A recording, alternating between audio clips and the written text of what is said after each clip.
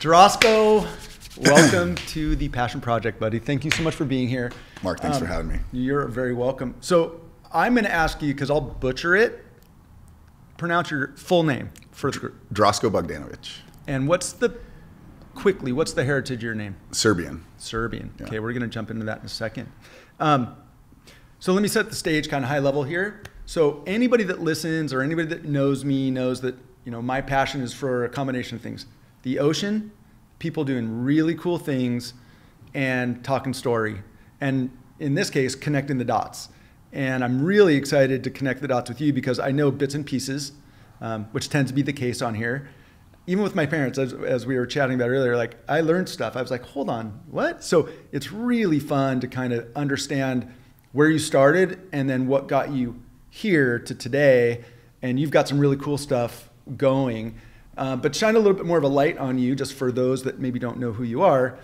You are a lifeguard. We'll talk a lot about lifeguarding today because it's a big part of your current and future and this initiative you're doing. You're an EMT and paramedic, is that right? Correct. Ambulance. Mm-hmm.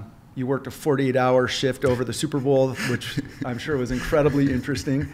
And you have this, and you're a creative. So you're a photographer. You have your own photography business. So you go from like one pole to the other, and this new initiative you're doing, which is called the Lifeguard Project, a little preemptive strike there to let you know we're going to be talking a lot about it, is a combination of the two. So that's got to be pretty rad, and I can't wait to dig into that with you. So you just started by saying that your name is Serbian. Again, your name is, when I hadn't yet met you, I really didn't know. And we've known each other for a bit now, but I really didn't know who was going to walk in the door with a name like that. So why don't you tell the story? I don't know if you're first generation, what brought your parents here, if your parents just really love your heritage and kept the name going, but why don't you just talk a little story, like what's the genesis of your name, Serbian, but where does that fit into your family and how did you guys come to being here? Yeah, pretty simple. I was born there. You were born in Serbia? Yeah, and my whole family flew over here and grew up here. So long story short, it's like, that's where I was born. That's why the name is there. There's no like fifth, this, whatever generation. Yeah, we moved straight over when I was about 6 years old. Wow. Yeah. Wow. And Serbia, for those that don't know, you've got Serbia, you have Croatia, and that's all old Yugoslavia, right? Mm-hmm, correct. And believe it or not, I was in Croatia on a bit of an adventure tour just back in June with a couple guys that have sat in that chair, Mark Fuel and Mark Power. And what an incredibly beautiful country. We were way out, there's some beautiful coastal areas, but we were mountain biking and climbing through the middle of the country. And what was really amazing to me, and I know this is a history thing and maybe not what people were expecting, No, but good. I was blown away. I'd never been there. I didn't really know a lot about it. And the guys that were guiding us were ex-military during the war, like 30 years ago. And I would say that 1 in 5, depending where we were, 1 in 5 to 1 in 10 homes or buildings were still shelled out, blown out. You could see all the evidence of war from 30 years ago. But it was stunning. And the little countryside communities that we would stop in on our mountain bikes were the coolest people. And it was just, I had an incredible experience there and it was lovely. But you really got an eyes-on history lesson while you were there. Yeah, super absolutely. Neat. So you came over when you were 6. Mm-hmm. Are you dual lingual? Can you speak? Yep. I don't have I tell people I'm like a street smart first grader in Serbian. So I can carry a conversation and stuff and got the language still, but. What about your family? They still speak it regular? Is that their primary language at home? Especially when they get mad too. It gets more Serbian than English.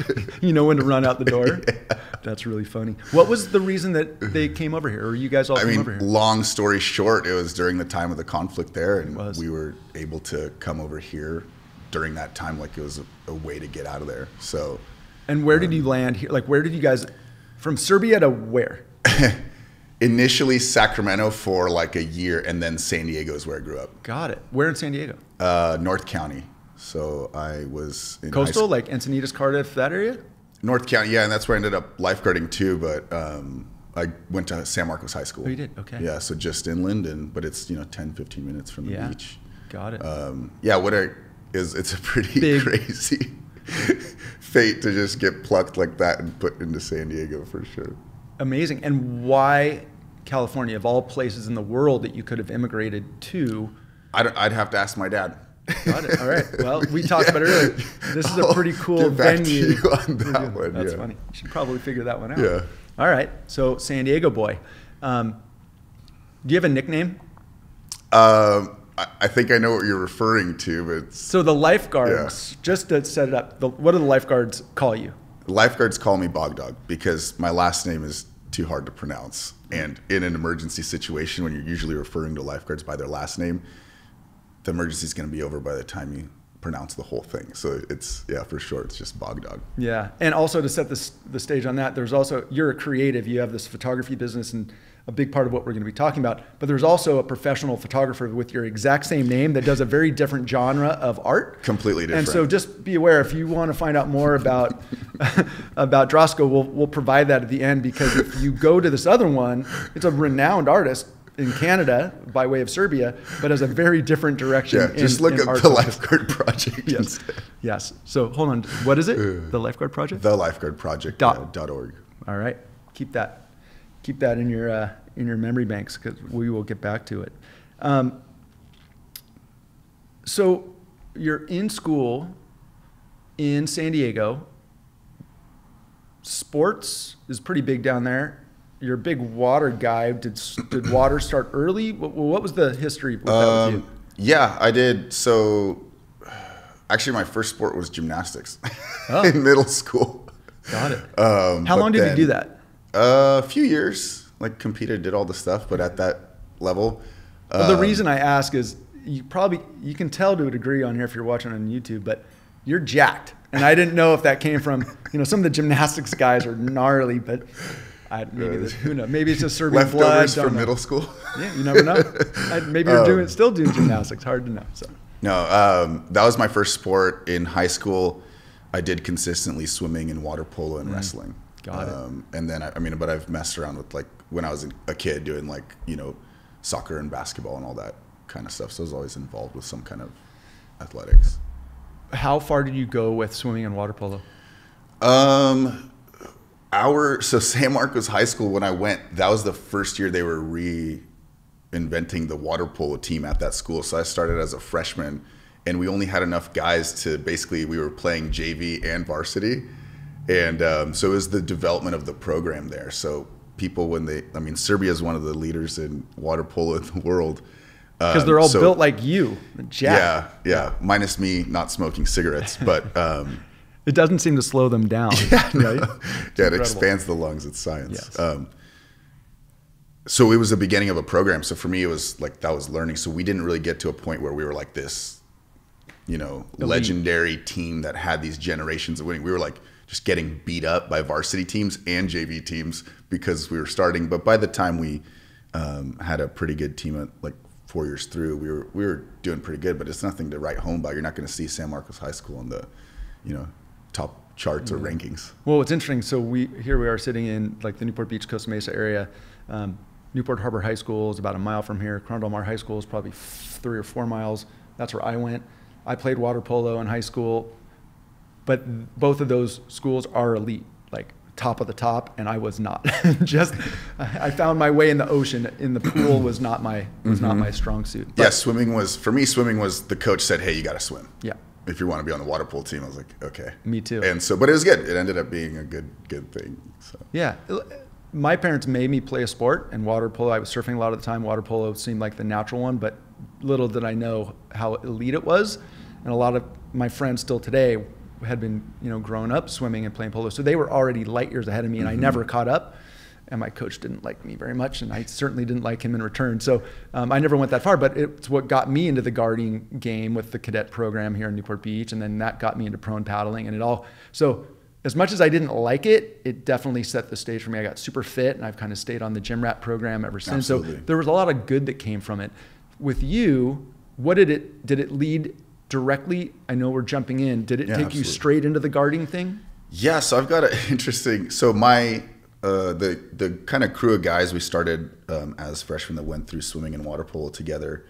One of their dads was a lifeguard, and I was over at their house. We were hanging out. I don't know whatever we were doing. partying or something, just random weekend during the school year. And he goes, hey, you guys should try out to be lifeguards tomorrow. Tomorrow. I go, what? I'm like, yeah, it's tomorrow morning. It's a great job. You can get paid to wear red trunks and wear sandals. And all you have to do is swim 1,000 yards tomorrow in under 20 minutes and then do a quick run, swim, run. And for us, I mean, a normal swim workout is, right, sure, much more than that. So we're like, oh, okay, that sounds easy. We've been going in the ocean and stuff. Like, okay, we'll do it. We'll show up. We'll wake up tomorrow and do it. And we did, and we passed and got the interview. So for me, that's how lifeguarding came about. Was, I don't want to say by accident, but I had no idea about it. And they're like, hey, it's tomorrow. Let's do it. Cool. Boom. There it is. Got it. So you, that's one of the questions that you just answered. So it's always like, how did you end up in it? You're like, yeah, fell in my lap, and then I accomplished it. It's interesting. So you didn't have a surf background or really much of an ocean background when you tried out for it, or were you guys spending a lot of time at the beach? I started learning how to surf in high school. So for some definitions of the term for the most coastal communities, I'm a late bloomer when it comes to surfing and stuff. But I was always involved with the ocean. Like, we were going to the beach as a family since I was a kid. So I was boogie boarding with fins on, body surfing, that kind of stuff. Surfing came in high school. So I was confident in the ocean and my swimming ability, but I wasn't like, doing any surf contests or anything like that. And how old were you when you went through the tryout and made it? So that specific weekend I'm referring to, I was 15 and a half, and they put me through the whole process, interview and everything, not realizing that I didn't have my driver's license yet. And they're like, oh yeah, you actually can't do this. You don't have your driver's license yet. So the next year I went through when I was 16. And that would have been after your sophomore year or after your junior year? Yeah, after the sophomore year. Sophomore year. Yeah, so my junior and senior year in high school, I was lifeguarding the summers. And where were you lifeguarding? I was lifeguarding what those places you mentioned, so North County, San Diego. So at that time, there's a stretch from Torrey Pines all the way up to Carlsbad. And is that state? Yes, yeah, state parks. So how old are you today? Today I'm 30 years old. You're 30, and you started guarding when you were 16, and you've been guarding consistently all the way through. Yep. Considering that it just, hey, you guys should try out tomorrow to a half of your life you've been guarding. That's what if they hadn't, you ever think about it? What if that had not fallen in your lap that night, or you said, no, I don't want to go, or I have something tomorrow. Do you ever wonder if it would have gone a different direction? Yeah, I mean, I even wonder what if I didn't get on the plane from Serbia to hear my life. So I wonder that every single day, and I think that's what's bringing me here, is because such little moments and things can become life-defining situations. From a lifeguard having a conversation to someone about, hey, that's a rip current, don't swim there. What if he just saved that whole family's life? Mm-hmm. Right. So much like what you're cluing into there is, yeah, absolutely. What a great, yeah, it happened by accident. Now I'm here doing a whole project about it. Yeah.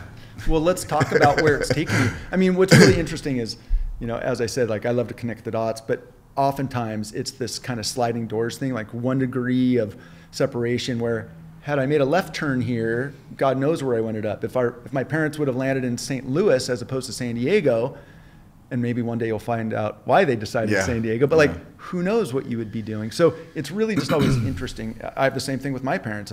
If my parents did not grow up here, and I was lucky enough to do so, but yeah, that one little pivot could have changed absolutely everything. And I mean, look at the course of history, all the people that have, I think I'm going to invent this thing, but then it creates and changes an entire vast new direction. So yeah, I think it's rad. So let's talk about your lifeguard service and where it's taken you. So you've guarded for 16 years for the state.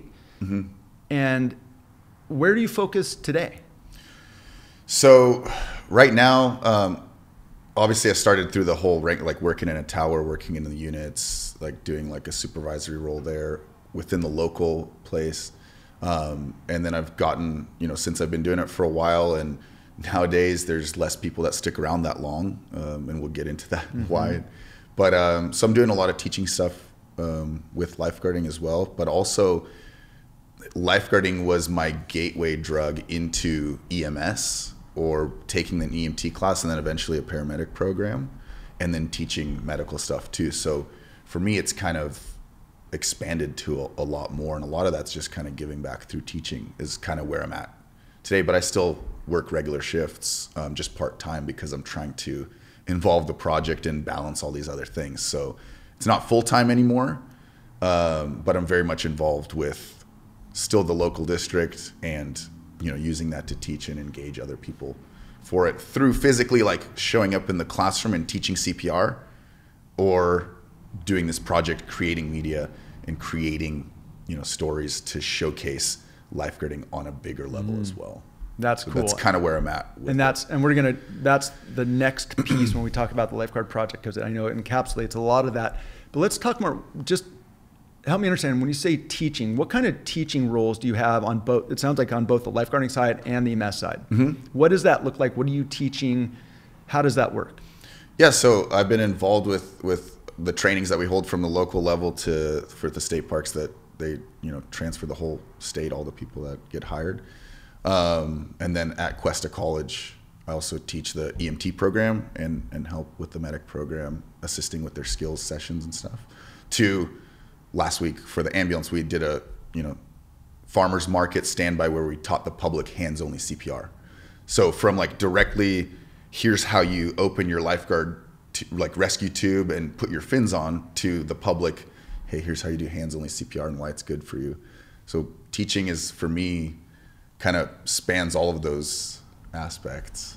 Really neat. Yeah. And you just touched on something that I had heard recently, but I didn't know that it was becoming this popular. But I was fortunate to have a meeting in which the Huntington Beach fire chief, which is also over water safety and lifeguard department, Scott Haberly, amazing visionary guy, but he was telling how the junior guards in Huntington Beach have been pushed to get as many people trained. So these are junior guard kids, and they're doing hands-only CPR.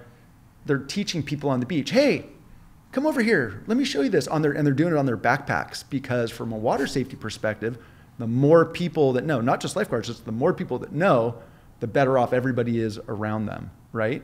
And just because it's a fact I found incredibly interesting is that, and Chief Haberly said the same thing, or he said this, he's like, in Huntington Beach and Orange County, more drownings happen on the other side, the east side of the freeway, than on the coastal side. And it blew my mind, and it's happening in pools, and like it really, really, really blew my mind. So their focus is getting all the kids, as many as they can, to be capable of instruction and actively making a difference in those pool environments or creek or river, whatever it is. So really, again, for me that spends all my time around water, that one was a kind of a mind bender. Well, and while we're on that subject too, I mean, I looked up a couple facts. If you Google drowning statistics for the World Health Organization, look up a place that has a good source to it or whatever. There's layers to this and what we're going to get into and stuff, but like the root of everything is that drowning is one of the top leading causes of death in the world. Wow. For the people like you and I who are involved in the water community, all that stuff, we paddle, we surf, we're in the ocean, we're body surfing, we're having fun. It's like what you just described. You've been in this community, you've been paddling, you've been through all this stuff, and then he just gave you that fact. What is that? That's awareness, right? That's step one, is you're now becoming aware of something that's within your own community. You're like, wait, I never thought of it that way. But the point is, and why am I wasting my time talking about lifeguarding? Why am I still doing it half of my life later? Is that's what it's rooted in, is this is an actual problem in the entire world. And if you look up the statistics, all the statistics say we don't have enough statistics on this, and it's probably worse than this. And it's like for kids, look it up. I don't want to butcher the statistics, but kids between 1 and 3, 3 and 5, 5 and 14, like the statistics there are almost that it's like the top 3 or something. Insane. Heartbreaking. And we're talking about places here that have lifeguards, that have awareness, that have junior guards teaching hands-only CPR to beachgoers, right? And it's still a very prevalent issue. And to break that down even further from a awareness of what drowning is these are things that happen within moments. And once again, on the World Health Organization, it says, it's a preventable injury that is almost solely reliant on the scene. Meaning, if you break your leg, you go to the hospital, there's steps to getting that leg fixed through the surgeon, the ER, etc. With drowning, you drop someone in water that doesn't know how to swim and they don't keep their airway above that water. You're stopping their breathing. Your brain cells stop working within 4 to 6 minutes or start, dying from the lack of oxygen. And if they're not extricated from that environment and resuscitated very quickly on the beach, that's it. Like, it's such a finite, quick thing. And that's why I think it's one of the leading causes throughout the world. And, without digressing too much, that's where it brings us back into. So that's what lifeguards are responsible.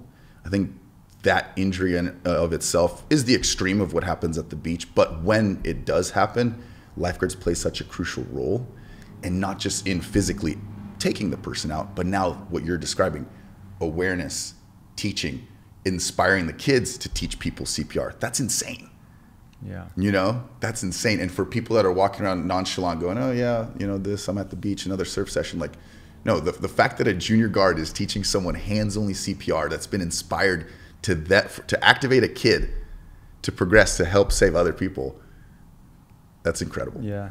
Well, I think I'm going to throw a PSA, a public service announcement in here, because this was one of the other things that I learned through this meeting I was with Ben Carlson Foundation, with Huntington Guards and Newport Junior Guard Program, and Chief Haberly said this, and again, this is the PSA.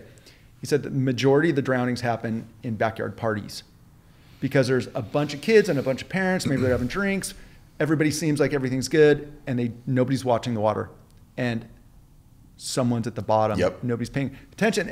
And Chief Haberly commented on how they have this thing, which I think is world class, and I've mentioned to a couple people. They give one of the parents, they do like a revolving, Drasko, you're the lifeguard now. Here, you wear the lanyard, you've got the little badge, and you're in charge for the next 30 minutes. You're watching the water at this party.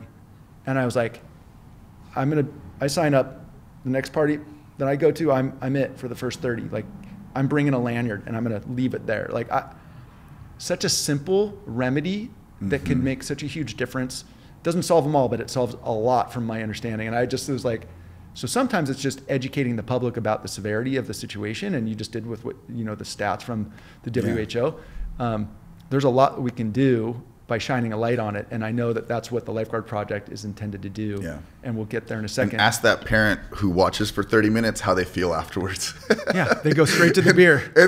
Right? It's tiring because your awareness is up, and then without digressing, now do that for 8 hours in a lifeguard tower with 1,000 people on the beach. Well, I've told the story before. The reason I don't lifeguard, or I stopped lifeguarding, were a lot of my friends that I played water polo with and surfed with, they all went on, and many of them became firefighters and have continued to do so for 25 years or more. And a lot of the folks I'm involved with the Ben Carlson Foundation are professional guards at all levels. I guarded for 1 year through I did the cadet program, and then I guarded for the end of the summer. And I realized for me, being on that hyper aware, hyper vigilant all the time, it's a lot of work, and it's high stress, and it's responsibility. And for me, it took the fun and my passion for the ocean kind of out, because every time I went to the beach thereafter, I was on. And I think that is exactly what we're going to talk about when we talk about the Lifeguard Project, because so much of lifeguarding is, if it's police and fire, it's very overt. It's out there. We see it, we hear it, it's happening on our street, it's happening in our community. We may have a fire truck roll by here. It's big and it's red and it's hard to miss. Lifeguarding is much more, not that it's in the shadows at all, but unless you're at the beach, unless you see, and unless it's right in front of you, you don't know that these things are going on, and they're going on all the time. The number of touches that lifeguards make, whether it's verbal or real rescues, preventatives, whatever, and I don't want to take the vernacular away from you. You're all good. But you see it all the time, and getting, again, enough people to understand what's going on and shine a light on the value that segment of first responders provide, I think is wonderful and probably beyond timely. Yeah, and it's not just the shadow. I think a shadow is a good way to describe it, but you can be at the beach and looking at a lifeguard tower, and he's standing there in the sun and looks very passive, right? In their brain, however, is the complete opposite. They're scanning, they're looking at everything that's going on. And I'll take it one step further to say within that, if we're using the metaphor of a shadow of lifeguarding, which it's not in your face all the time, in that shadow, you're going to walk into that shadow and pick up with a Baywatch DVD and go, oh, wait, right. Because people have an entire lens over, subliminally, over their perception of lifeguarding through, oh, it's freaking David Hasselhoff running out, glistening in slow motion. And I'll be the first to admit there are moments that are true in there that happen at the beach, because tanning is a byproduct of being at the beach. Yep. And you do have to apply sunscreen all the time. But to go to a lifeguard who just finished doing CPR on the beach and go, oh, do you just tan and check out chicks all day? It's not, it's, I don't want to say disrespectful, but it's just a lack of awareness. That's where I'm trying to shine a light on. Hallelujah. Yeah. Hallelujah. I love that. So let's do this. Well, let me ask one question, and then I'm going to pivot a little bit. Sure. Clearly, there's a level of passion for this. And again, going back to what we said, like maybe you would have ended up doing something, a golf pro or whatever. There's being a lifeguard, and then there's a lifeguard for a couple of years. And he said it's been getting harder and harder to retain people, which blows my mind, because when I was a kid, that's all everybody wanted to do, and it was super hard to get it. It's getting like, it's hard to recruit people. In Hawaii, I hear the same thing. It's hard to recruit people to guard because it's not super high paying. It used to be a very well paid job. It's kind of more normalized now. I don't know if people don't want to work that hard. I don't know what it is. It's really surprising to me, because it's so important, and it's rad. But it looks like you've gone from, that, yeah, we'll go out for we'll try out and see what happens, to like a pretty high level of passion within it. Where is your state of being with regard to guarding? Has it been developed? Have you found like this is just part of your calling? Like, how is that manifested or evolved? That's a great question. I think that in the beginning, it was unsuspecting, much like trying out the next day and not knowing what to expect. Then, showing up, first day in a lifeguard tower is absolutely frightening. Ask any lifeguard. Your very first day in a lifeguard tower, you didn't have fun. Yeah. If you did, you're probably doing it wrong. Slowly, through those interactions, through making a few rescues, making a few moments happen where you got this feedback of, whoa, that, I made a difference in that person's life. Or maybe some kid, just saw dolphins for the first time in their life, and they're from whatever country, and I pointed it out to them. It doesn't have to be this heroic rescue with huge surf and all this stuff. It's these little moments that you can tune into, where when you stand there for 8 hours and you're doing that on a daily basis, you look to the tower next to you, both sides, and you trust those people with your own life. You look at the community and you feel like you're getting something back from them. It starts to develop within you, like, hey, this is a pretty good life. Like, I'm having fun here. I might be sleeping in my car and getting paid minimum wage, but this person that I just met on the beach just someone handed me a pink slip to their car one time. People invite you to their house to stay the night if you're wherever, or just simple things like I mentioned, the dolphin example. So I think that slowly progressed. Hold on, the dolphin example? Like someone seeing dolphins for their first first time in their life, and you said, hey, look, there's dolphins, and they wouldn't have otherwise. They're building a sandcastle, right? So that, and then learning those skills, honing them, and then being able to, the example I've always used, and kind of tying it back to your question of, photography, lifeguarding, EMS, and those things that I've kind of done with my life, those are universal. So if I pull you out of the water because you're having trouble, and you name it, body of water throughout the entire world, that will be understood if we don't speak the same language and you have no idea who I am. There's going to be exchange in our eye contact and in our spirit, without getting too out there with it, of, whoa, like whether it's a kid, an adult, whatever, like that is a universal human connection. being able to grab someone out of harm's way and being aware of it and being the one that makes that change. Photography, right? Art, generally speaking, if someone looks at it, everyone's going to have their own perception of the image, but it's understood in their own way and it's a connection. And then same with EMS. I think just generally speaking, once I learned the basic first aid stuff through lifeguarding, it opened my mind up to the medical world. And guess what that is? It's an understanding of this. Yeah. You're like, what is all this stuff that I'm living inside of?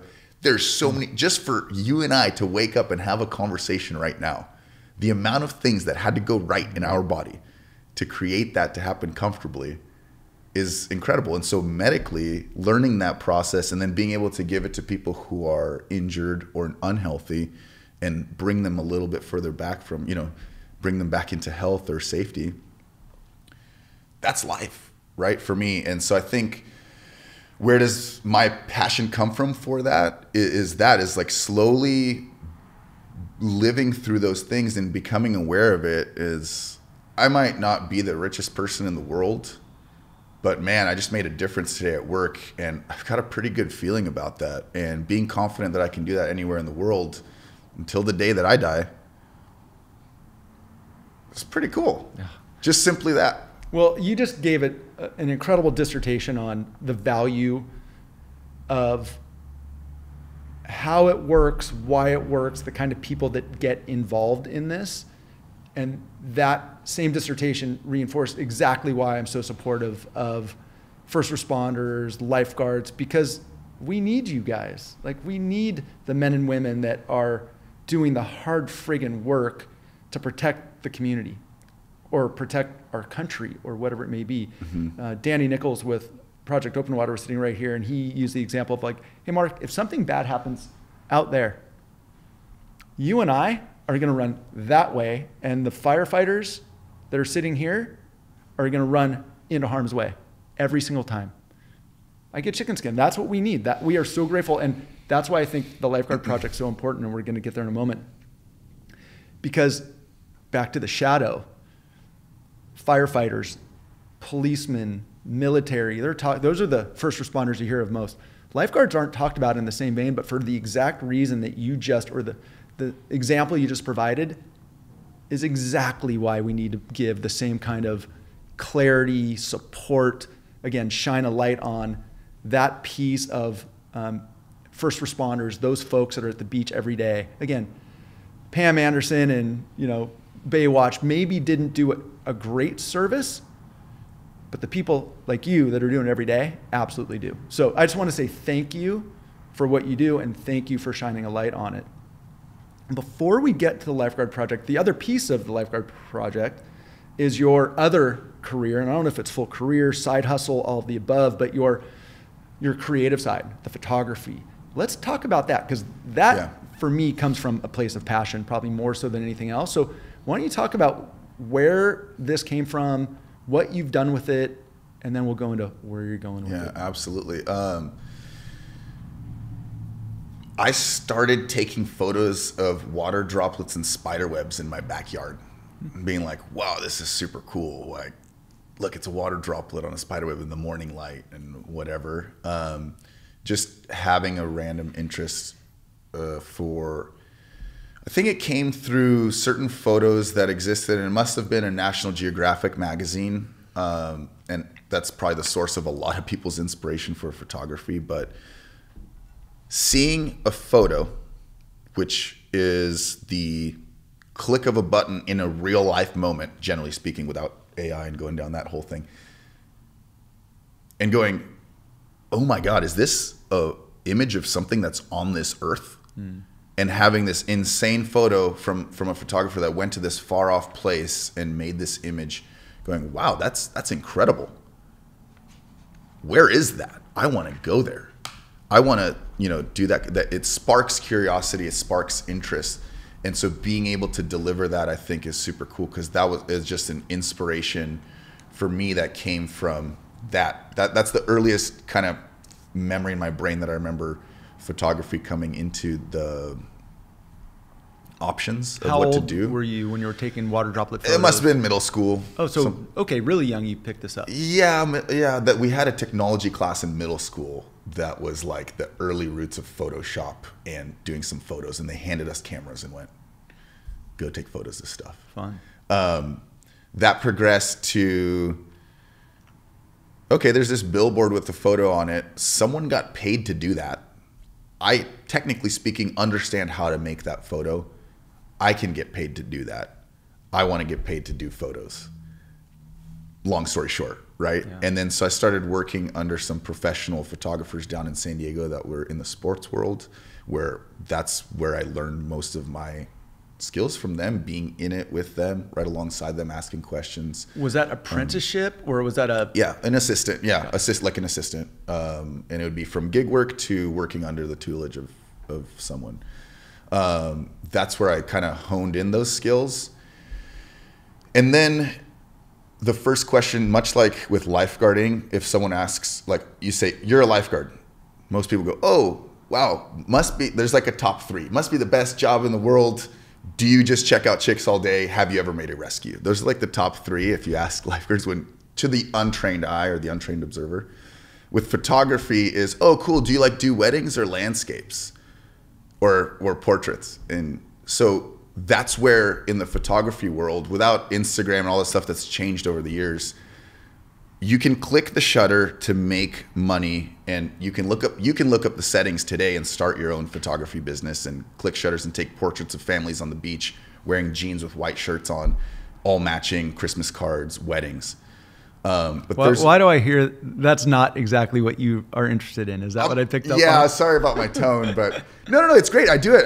I do that stuff too. But in my progression, like simultaneously the progression of photography from having that initial stoke and going through it, going, man, is this sustainable to make photos? And unless you're one of the top guys, much like you expressed with not wanting to lifeguard for being on all the time and changing your perception of the beach and your love for the ocean. Photography for me was, man, if I'm just showing up and taking these random photos just to get a couple bucks, like that's not why I like doing it. Not fulfilling. Yeah. And so where it all ties in together with the Lifeguard Project is I was in the ambulance station 4 a.m, getting, not a full night's sleep, working a 24-hour shift. And I go, what am I doing with my life? Okay. What do I like doing? I like lifeguarding. What else do I like doing? Photography. How do I combine those two things? And it takes the passion from the lifeguard side of it, and it takes the passion from the photo side of it, and it keeps both of them glued together. And I think fairly pure. I'm trying. And so I can go and teach 200 kids at a lifeguard training to do CPR, and it's really cool because all those kids will go out and inevitably one of them will do it, call back and say, hey man, that worked. And that's one of the craziest things in the world. But if I could make a single image that inspires someone the way I was inspired to continue down about lifeguarding, and that single image inspires thousands of people to understand what we do, to get motivated to look into it a little more, to maybe go learn CPR for themselves, to maybe go apply to be a lifeguard, or to maybe the person that's in charge of our funds bumps it up a couple bucks an hour. You can do that with a photograph in the right context. That's why. Okay, so you've just walked us right into. Yeah, sorry, I digressed a little bit. No, it's perfect. So let's go right in there. It's on your shirt. It's a big initiative that's coming out. Let's start high. So you just kind of framed it, I think, really well. That would be some of the benefit that would come from it. But let's talk about what the Lifeguard Project is. I think you shared a little bit about the why, but what is it going to be, and what is the goal of the Lifeguard Project? Yeah, so the goal is being able to document the essence of what lifeguarding is. So there's no discrimination on like what agency you work for, what this is. It's lifeguarding. There's a distilled version of what lifeguarding is and the essence of it, and it's happening all over the world in offshoot places. It's happening obviously in California. It's more apparent, I want to document lifeguarding, those feelings, those distilled versions of what it means to be a lifeguard and what lifeguards do, to explain to the public. The basics beginning is, hey, let's revisit the Baywatch mentality that people have about lifeguards, that image that's so ingrained. And I've traveled to a lot of parts of the world. When you tell them you're a lifeguard, the first words that come out of their mouth is, oh, like David Hasselhoff or this, like that. So there's an immediate association, just like, much like Sharks is to Jaws. Yeah. Lifeguarding is to Baywatch. So step one, put media out there that is showing the actual reality of it, and shedding that skin a little bit.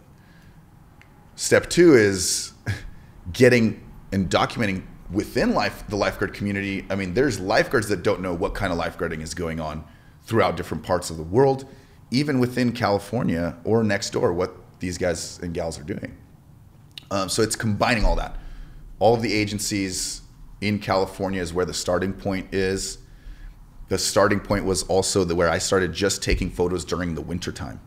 Why? Because what's the first thing? Oh, like, nice summer job, right? Yeah. Hey, oh, cool. Like, so like, what else do you do, right? Hey, we're here year round, 365, right? In the winter, when some of the gnarliest stuff happens for lifeguards, rescues, big swell, I mean, flooding events, all this stuff that's been going on lately as well. So the root of that is kind of going against that stereotype first, breaking that down. And now as I progress forward, it's bringing it all together, showcasing stories about lifeguards. I mean, there's lifeguards that have side jobs as lawyers. There's lifeguards that have worked for 40 years, but they're an architect over here. Like, I have got a list, and it goes on for a while. So it's just getting those stories out there, from rescues to what these guys are doing, to like what you're saying. Hey, who knew that the junior guards in Huntington Beach are teaching hands-only CPR? That's incredible to me.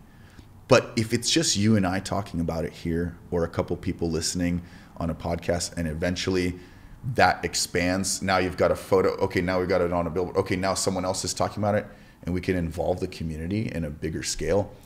That's the idea. That's the goal, is have a spot where lifeguarding can exist, unfiltered, and it brings all of the lifeguards together, not just California, but throughout the crazy places that's happening in the world. And guess what? Once again, it ties back to why drowning is happening across all parts of the world. So if I can get a couple more people inspired to do the job, to show up, the guys and gals that are already doing the job, to get paid a little more, then more people are going to want to do it. And, you know, without keeping the goals in the stars, just move that train forward with photos and stories that should be shed light on. Super rad, and I think an incredible initiative that is due. Because again, it's not that it's covert, it's not that it's in the shadows per se, but it just doesn't have the same, right? You have to be on the beach in front of that tower or at that rip or to see anything go down, as opposed to fire trucks blowing by. You can hear the siren from miles away. Very, very different. And as a result, I think is what I understand from you and just from my other experiences, is as a result, it's just not looked at the same way as police, fire, military. Should it be? That's the other part of it is, and I don't want to, the last thing I want to do is compare, all my friends are policemen, firefighters, working on the ambulances, paramedics, EMTs, lifeguards. Like, that's the scene that I'm involved with, right? So the last thing I'm going to do is compare lifeguarding to that. But objectively speaking, when you show up to work in swim trunks, it has a different impact to the person who's the untrained observer. And what do people do when they go to the beach? They're there to enjoy their day. They're not there to look at what you're doing. They're here with their family. They're building a sandcastle. They're having fun. They're not in a mindset of understanding the depth of what this career is that's there. They're just like, oh, the lifeguard's there, right? In fact, if anything, they turn off their radar because the lifeguard's there, right? So should it be? I'm not going to answer that right now, because I think that will answer itself once this project progresses enough. There's a million stories, a million examples. If you look at the photos and tune into the stories and do it, judge it for yourself.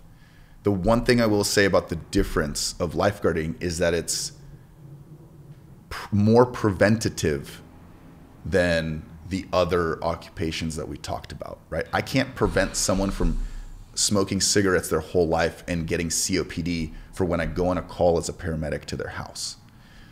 If I walk up to a family that they're walking towards the rip current, I say, hey, how's it going? My name's Drasko, I'm a lifeguard. Just want to give you guys a quick tip today. Do you mind setting your stuff up over here? Because right in front of where you're going to set up, which is inadvertently where you're going to go in the water, there's a massive rip current. And they might not know what that means. They might not know. Sure. And for me, it could be like the gnarliest rip current I've seen in my life.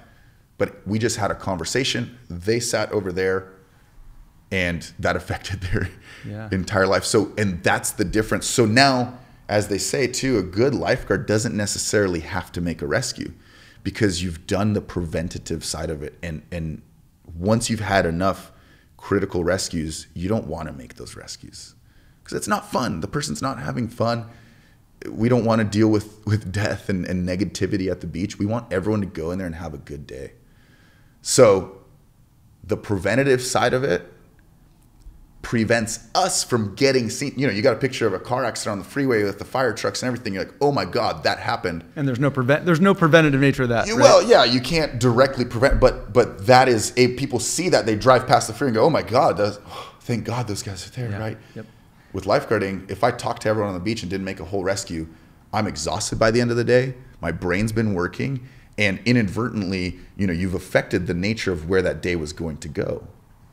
But no, there's nothing to show for it. Yeah. That's what separates us from, well, so why don't we know? Why are we, quote unquote, the metaphor we've been going back to, why are we in the shadows with it? By doing the job good, you hide what one of job is. Yeah. Well, from like a KPI, key performance indicator standpoint, one of the key metrics with lifeguarding from my memory and just from hearing you is that wet or dry preventative. Right? Mm-hmm. Like the number of touches, the number of times you can intervene before there's a situation is the key to the whole thing. And as a result, you're having less of those, what I believe you called it, a critical rescue. Hallelujah. That's the goal, right? Keep everybody safe before they go in the water. Yeah. But I think the public probably wouldn't understand that as a key metric because it's not sexy. It's like you just talk to some people. Well, we talked to them out of going in the water where they could drown, right? It's a big deal. From a lifeguard or from a knowledge-based perspective, but from somebody on the beach, they were just talking. Look at the lifeguard. He's just talking these chicks up, right? Like that's the perception. I'm sure there's some of that. I mean, come on, but no. Like I said before, I'll be the first to admit. But the point is to be able to read how the ocean works and deliver that information accordingly and have that awareness is what our training is about. So just to be able to have that conversation, you have to have a 16-year-old kid does not come up to lifeguarding because they did an interview well. A 16-year-old kid gets hired for lifeguarding because they possess the quality, they've put the time in the pool, swimming, water polo, whatever, at the very minimum, surfing and understanding the ocean and body surfing. And so they come in with this prerequisite of knowledge that's taken their entire lifetime to gain. For us to deem them appropriate to sit in a lifeguard tower to be able to make those conversations. You can't translate that to the public that is the training. And of course, then there is, like you referred to it, the sexy stuff, which is sprinting down the beach, putting your fins on, grabbing someone out of the ocean, right? Or doing a first aid or something. Yeah. Well, I want to just highlight something you just said. It's always super inspiring to me, but it's also this heavy weight. So when you started, when I had the chance to start and pivoted, but the number of kids that are coming out of the junior guard program and out of water polo, they're freshmen or sophomores in high school that are being trained by people like you, taught, instructed to save lives at 16 or 17 years old. What's the long-term impact on people that have gone through that? At 16 years old, they have the responsibility and the training to save lives every day. They're empowered.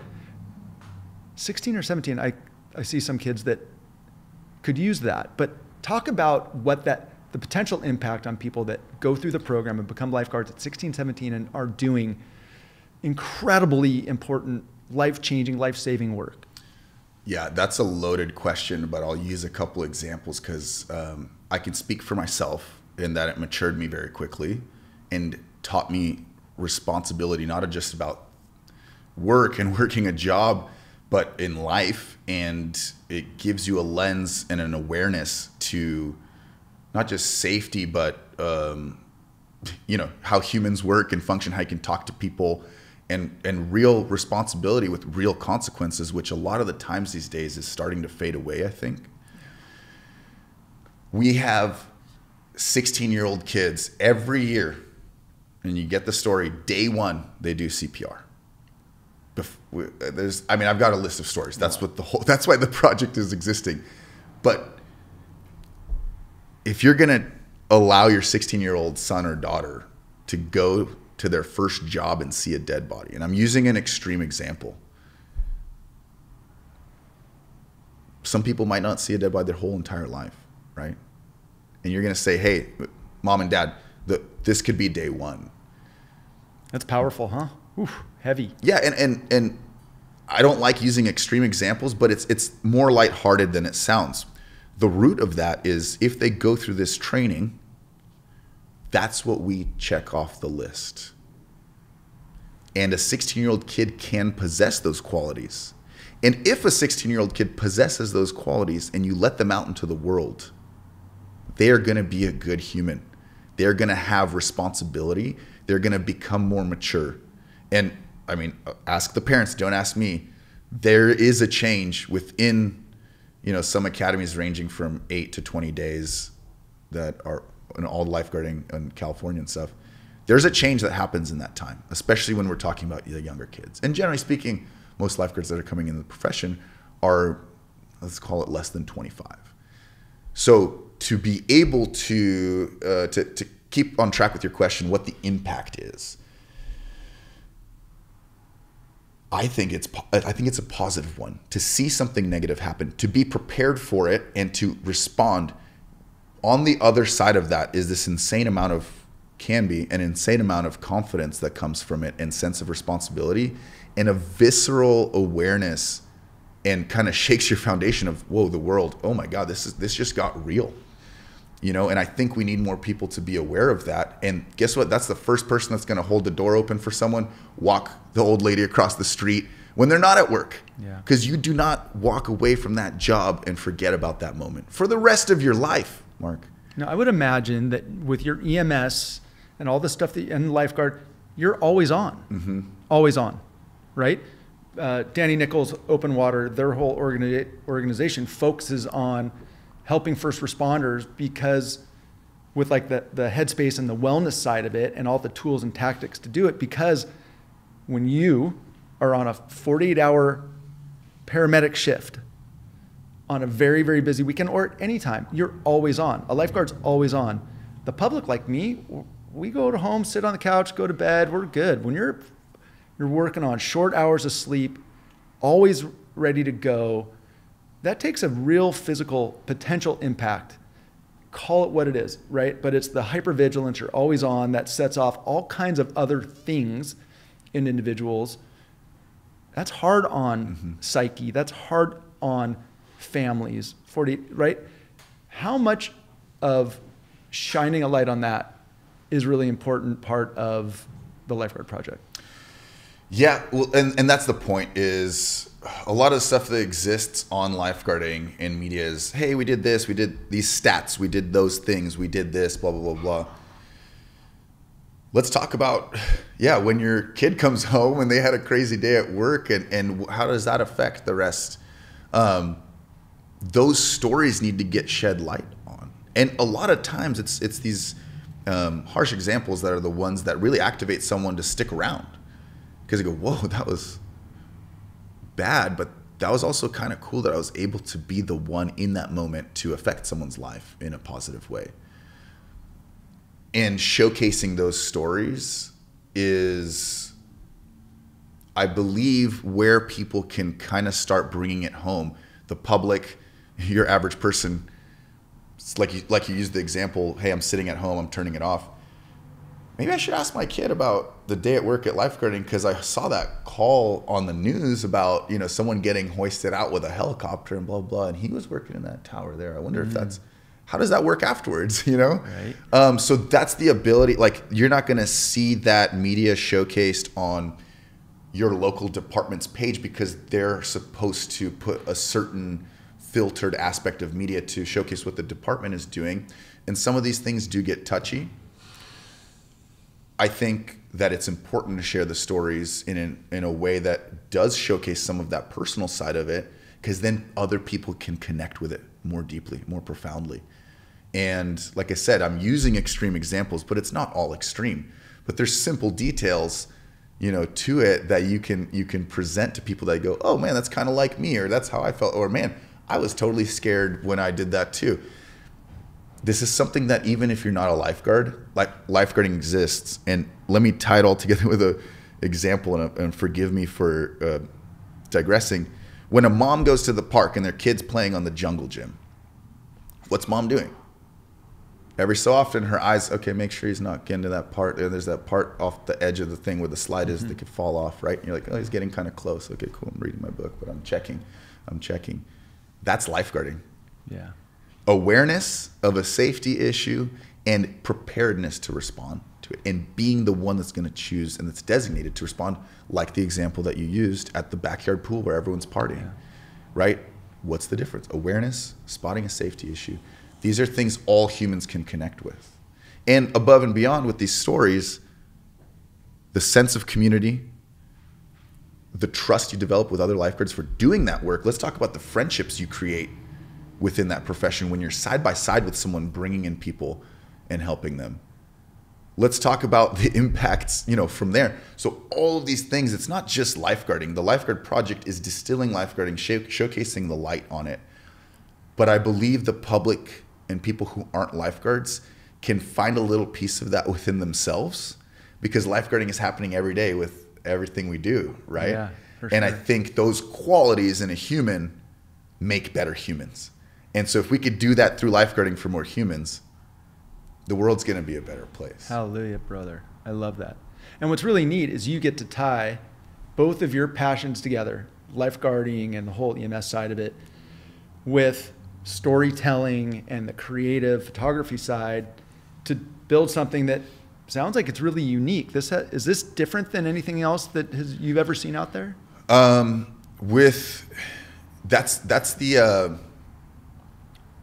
the thing that I've been trying to navigate, right, is what exists with lifeguard media today. Right? There's Baywatch, there's the new Baywatch. Not really lifeguarding at all, right? There's a lot of the fire departments and that are connected, the lifeguard departments that are connected through the fire service are seeing the benefit of putting media out there to showcase what their lifeguards are doing, because it's a direct correlation. And guess what? Your lifeguards are the feeder program for police, firefighters, all these jobs that pay a little bit more that you can actually make, quote unquote, a career out of. And in lifeguarding, we always joke like, oh, well, what's your real job? You lifeguard, cool, but what's your real job? And these guys have these. It doesn't have to be me talking about it on a podcast. Go to the beach, ask the lifeguard in your tower in the unit, what's your other job? What's the other thing that supplies your livelihood? Because, man, the rent, all these places, all the costs of living these days in California, let alone other places. Yeah. Look at the lifeguard salaries. I don't have to say anything about it. Those people are finding the significance, the departments of putting the media out there on social media to get the knowledge out there. But it's filtered in a certain way, right? The HR department has to sign off on it. And I'm not saying that stuff that I'm doing is not signed off by the HR department, but it's stuff that to the untrained observer, people aren't going to value as a story that I believe through the right perspective, people can see and resonate with, that hasn't been told, or that hasn't been told to enough people. Got it. So to answer the question without digressing once again, is this unique? Let the work speak for itself. If you see an image on the Lifeguard Project that you've never seen before, that sparks awareness within your mind to go, wow, I didn't know lifeguards did that, or wow, that's a really cool shot I've never seen before, then it will answer itself. So I don't want to say that it's unique, but I believe it's a different approach than what the other things that exist on lifeguarding, that have existed on lifeguarding is. So that's my angle. And I believe that's where some of the power is as well. And some of the value is within that, being able to showcase those really gritty stories from the ground. Like I'm there with them, riding along, sitting all day with a camera and getting moments that are unseen. I love that. That's so cool. Again, somebody that their other career is an attorney isn't going to be able to help shine a light on. They'll be able to provide a lot of value somewhere else. But what a neat, cool opportunity to take the two things that you're really good at and love, put them together to shine a much brighter light on this topic. And then that attorney's writing the fine print paperwork for us to get paid more. No, but seriously, but this is where, so this is navigating. I want to empower not just the public, but the lifeguards too. Hey guys, you know this to be true. We haven't talked about it. The public has no idea. Let's bring this all together in one place, the Lifeguard Project, to have some advocation for ourselves, to promote ourselves in a professional way, to get that message out there, to improve and lift lifeguarding in general up. And hey, like I said, in the end, maybe pay them a couple extra bucks too. Is that the magic wand objective? If I had a magic wand, Drasko, what do you hope to see come from the Lifeguard Project? Is that it? It's to shine, to make everybody more aware, both the general population that rely on your services, as well as the internal folks that make decisions around the funding and support? Is that really the end all be all? It's just, this is what lifeguarding does and provides. This is the value of it. Everybody needs to know this because everybody wins when we support you better. I would say yes. And for lifeguards themselves to just like have that sense of community and a place to go for all these things to be shared. Like there's something to be said about sharing those stories and having them known as well. We've been our own worst critics on that kind of stuff. And simultaneously, if a lifeguard shares something, I show up to you and I start just blabbing about my best rescue and how big the surf was and all stuff, you're gonna be like, this guy's kind of like full of himself, whatever. So, so it's like there's that humble pride aspect of it. Yeah. So the magic wand piece is, if the public knows what we do, they're more aware, they're going to respect that, and they're going to benefit from it because they can go up, have a conversation with us that might change their life. If the lifeguards have a place where they can share their stories, showcase what they actually do, they're going to have a better sense of lifeguarding and project that message to people. If we have a foundation of good lifeguards that stick around, we're going to have more kids coming in inspired and learning and being good people of the society.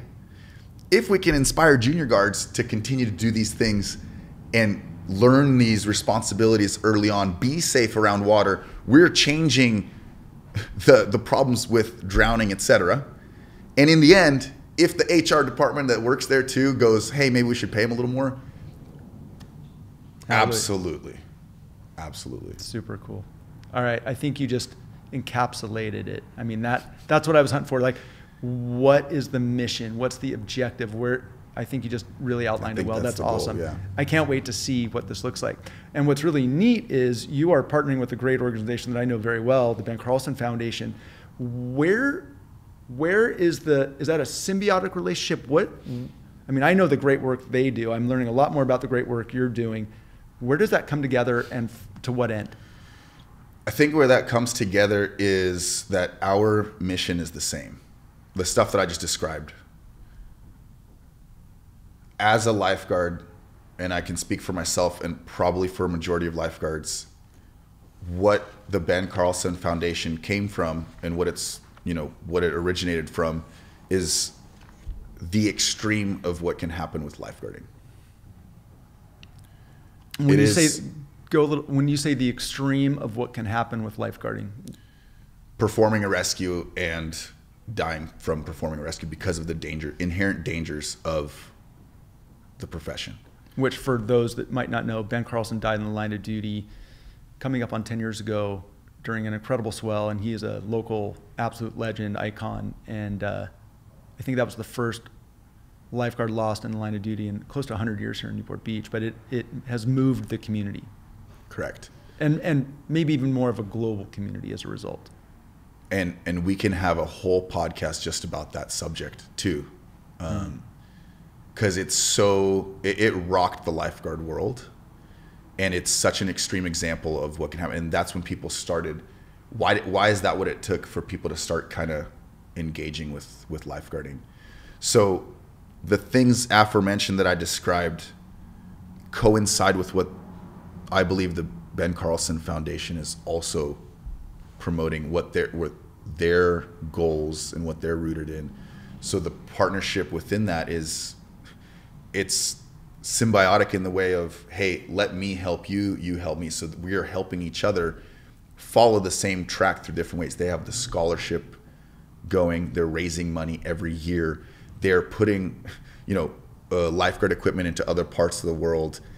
They're engaging, just like the local community here has had, you can speak on it better than I can, but the community of Newport regarding respecting lifeguarding and knowing what it is and putting that on the map here.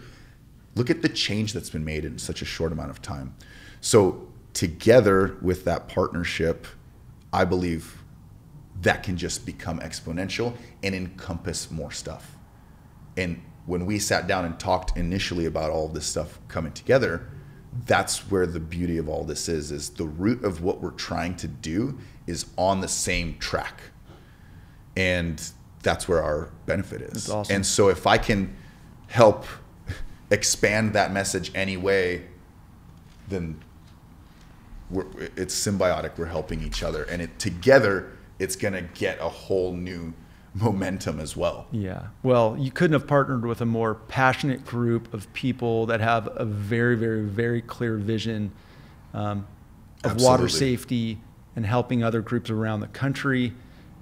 They are so involved in so many things, and I think that it seems like a wonderful partnership because everybody being the Ben Carlson Foundation and you, and I suspect there's going to be a lot of support around this from everybody in your world for exactly all the reasons that you've shared. So I think that's a hell of a partnership, and really exciting to see where that goes. I guess the question, and maybe you've already answered it, but 5 years from now, 3 years from now, whatever it is, what does winning look like from the Lifeguard Project? Is it the awareness and the funding and everything, those kind of three buckets you talked about? Or is there any, if 5 years from now we're sitting here and you can look back on it, how do you know that it's made the difference you're aiming for? I think I would refine the word winning. I think I've already won. And let me explain that. I've already shown images. I've been at this for 3 years. Let's talk about the shadows. Yeah. Right. I've been taking photos on my own and separating myself from, you got to come into it with a different perspective. You can't be lifeguarding and be distracted by taking photos. So I've devoted this time to be there for these moments that happen. I've already shown images to people, even if it's just a friend on my phone. Hey, look at this shot I got last week up in Humboldt or wherever. Places. Wait, there's lifeguards there, first of all. Second of all, whoa, this photo. Oh my God, whoa, that is an incredible image. I'm not the world's best photographer. I'm not saying that I'm going to take the best photos in the world. But the inspiration that's come from certain things that I've already managed to document speaks for itself. So like I said before, if one person looks at a photo and goes and tries out to be a lifeguard, and then they end up somewhere down their career saving someone's life, or they end up like me, half their life now is gone to lifeguarding and they're just stoked. That's already happening. These things they've been happening. As far as measurements of, and I don't even want to use the word success, but measurements of in 5 years, partnership with the Ben Carlson Foundation and the Lifeguard Project, I want this to be a place where people can, it is connecting people from around the world to the essence of lifeguarding. It is spreading education. It is spreading inspiration. It is spreading all the positive things that we can do with today's day and age with media and storytelling and all that stuff. So in 5 years, I guess I just want what's already happening on a small scale for people to look and recognize and go, oh yeah, that's the Lifeguard Project, man. They're doing some pretty cool stuff. And did you see all that stuff that just came out about this place, that place, and all the changes, funding for the right places, funding for the right people, motivation. Hey, Drasko, I saw that one write-up you did on Lifeguard Project. Man, that's what made me want to be a lifeguard. If we say winning or success, like that's it for me. That's already happening. Let's see it on a bigger scale where people are really resonating with it and making positive change. Rad. Super cool. Let me ask you this. What's going to be the format? For instance, with all this imagery that you're going to be producing, if I go, oh my God, look at that image.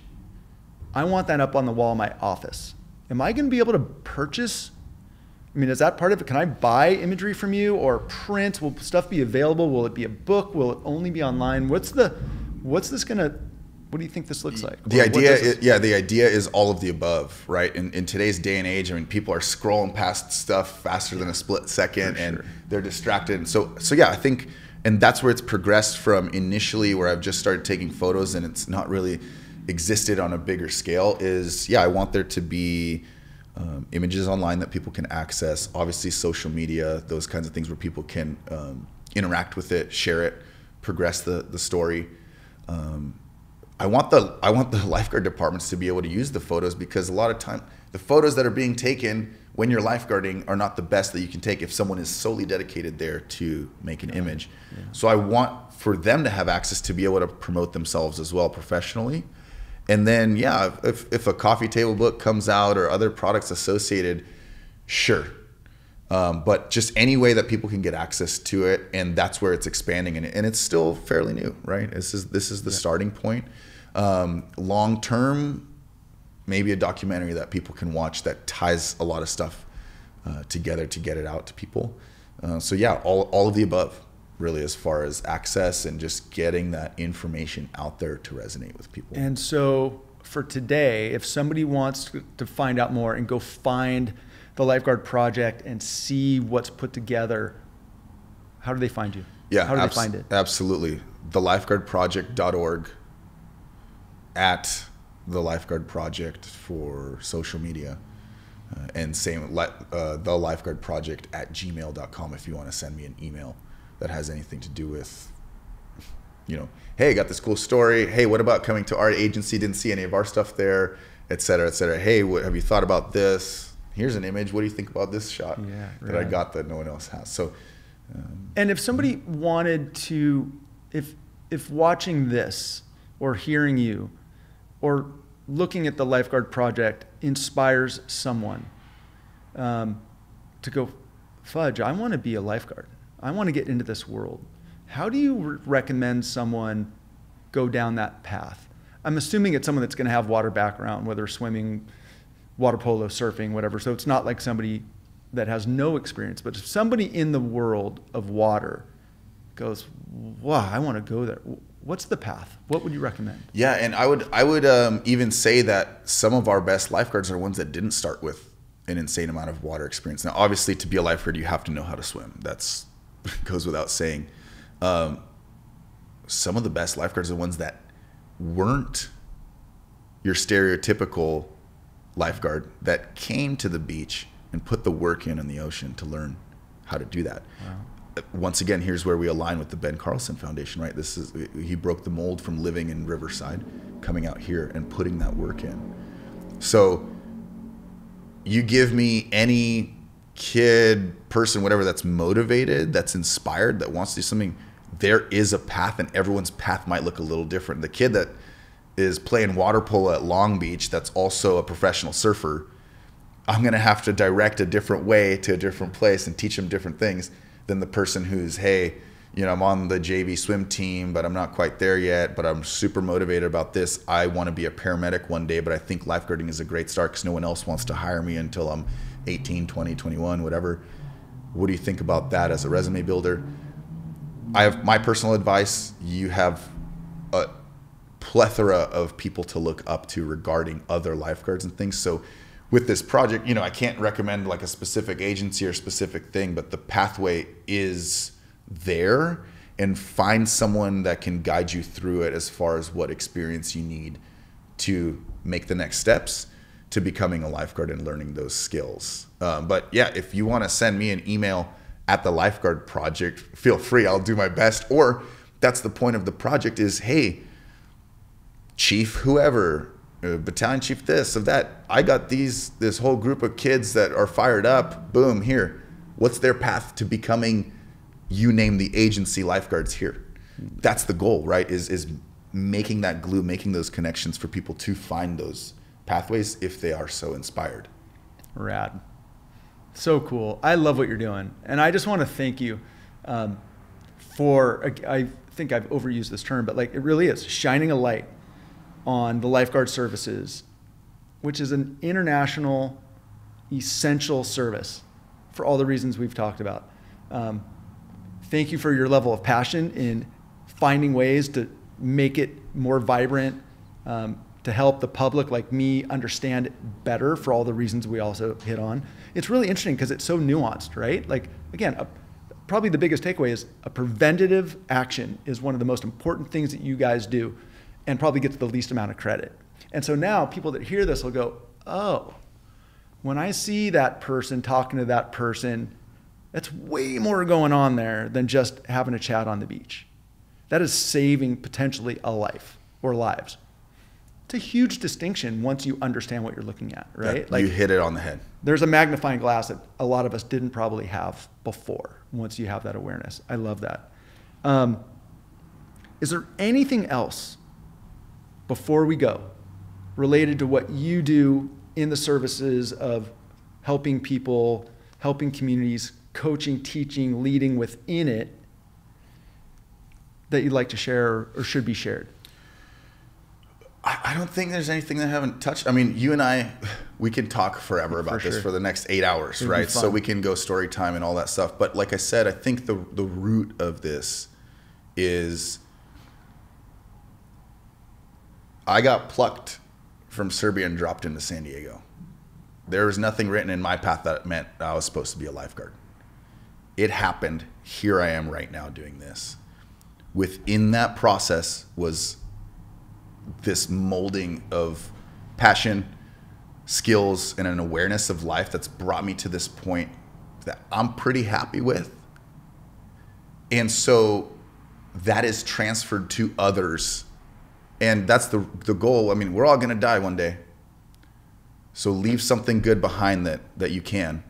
So for me, whether it's teaching one kid at a farmer's market to do hands-only CPR, or 200 kids in the lifeguard classroom to do really, really good CPR, to showing someone an image halfway across the world about lifeguarding that they go, wow, that's pretty cool. I never saw it that way. I mean, you can make really cool, positive change, inspiration, education, and then the whole world, I think, becomes a better place. So that's what I've learned in that time. That's why I'm wasting my time doing this stuff. There's not one wasted second. I know, I ingest, but that's why I'm doing it alongside with everything else that I'm doing. And so if I can spread that to a couple other people, that's what I've learned. And I think it's going to work. I have no doubt. Thanks for the passion. Thank you for the commitment to what you're doing for all the reasons. Thank you for all the lives you've impacted and will, whether it be people in the service or those you've helped or served in the community. Thanks for the 48-hour shifts in honor of those of us that are on the couch. And thanks for bringing that level of passion here to the Passion Project. I really appreciate it. Mark, thanks for having me here and putting the work in on your end for making this happen as well. Right on. Well, here's a big high five to the Lifeguard Project. Right on. Thank you, brother. Appreciate it. Cool.